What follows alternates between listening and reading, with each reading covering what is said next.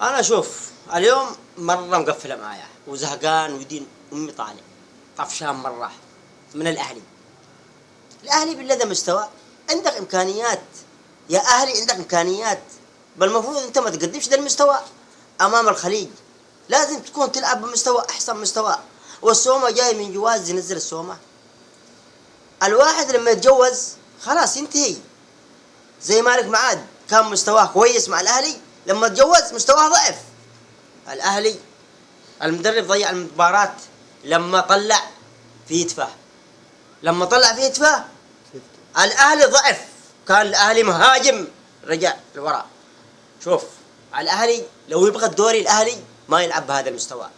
اليوم الاهلي ضيع المباراة. هو فريقنا الحكم ظلم الاهلي، لكن الاهلي فريق سيء. الاهلي فريق سيء. انت تبغى الدوري ما تلعبش بهذا المستوى يا اهلي، ما تلعب بهذا المستوى. ضحكتوا علينا اللي يسوى واللي ما يسوى، ضحكتوا علينا اكشنا دوري، ضحكتوا علينا ناس ما يستاهلون. هذا حرام. احنا ايش عاد باقي نسوي؟ نترجل هذا الفريق لما ينهزم علشان الاهلي يتصدر كل مره على ذا كذا، كل مره كذا ما يصلح. لازم انت يكون عندك روح رياضيه وروح معنويه لانك تفوز على هذا الفريق.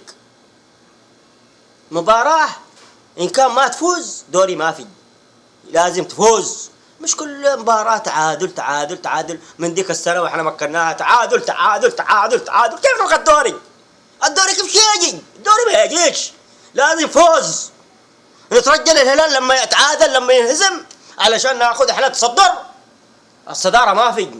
لازم تلعب بروح علشان تجيب الصدارة. أما الهلال ما دومتك تستني الهلال لما يتعرقل ما انت معك صدارة ولا معك دوري يا اهلي. يا اهلي ما معك دوري. لازم تلعب بروح. انا بطلت ما عاد اتفرج الاهلي مرة ولا مباراة وخلاص قفل معايا.